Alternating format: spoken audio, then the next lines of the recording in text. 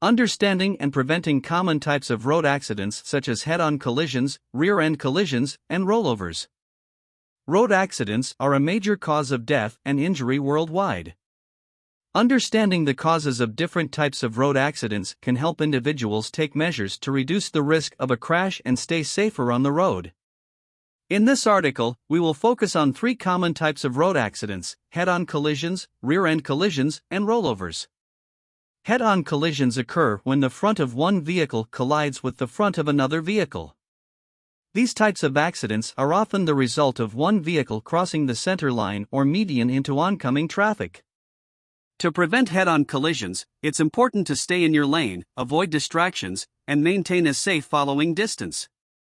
Rear-end collisions occur when one vehicle crashes into the back of another vehicle. These types of accidents are often caused by tailgating, which is following another vehicle too closely. To prevent rear-end collisions, it's important to keep a safe following distance, avoid distractions, and be prepared to stop suddenly if the vehicle in front of you stops suddenly. Rollovers are accidents in which a vehicle rolls over onto its side or roof.